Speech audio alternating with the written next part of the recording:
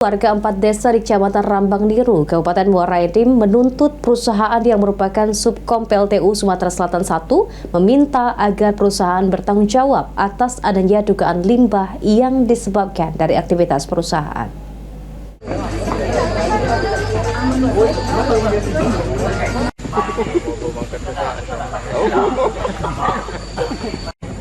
Jadi areanya ring 1.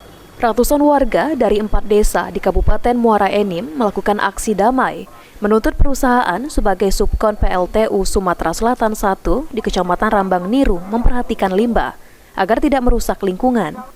Ferry selaku koordinator aksi menyampaikan, aksi ini yang kedua kalinya dengan tuntutan yang sama dan telah terjadi kesepakatan pada tahun 2024 lalu, namun pihak perusahaan ingkar janji.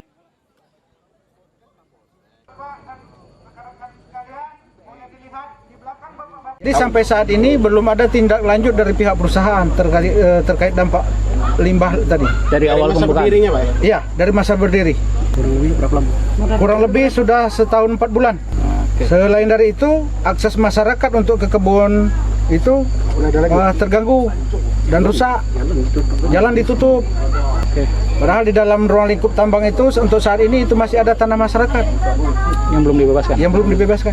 Atas aksi yang dilakukan warga, pihak perusahaan berjanji akan menunaikan janji seiring dengan jalannya waktu.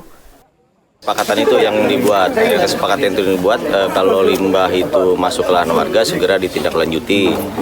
Itu pertama, kedua memastikan untuk jumlah pekerja yang ada di dalam tambang itu minimal 70%. Yang ketiga ya mengutamakan kontraktor lokal jika ada. Apa sudah dijalankan atau belum, tapi memang sudah dijalankan. Dengan adanya kesepakatan ini, warga berharap pihak PT CBE menjalankan atas janji-janjinya. Jika pihak PT CBE kembali mengingkari kesepakatan, warga akan kembali melakukan aksi dengan menurunkan massa yang lebih banyak lagi. Mardiansyah, PAL TV.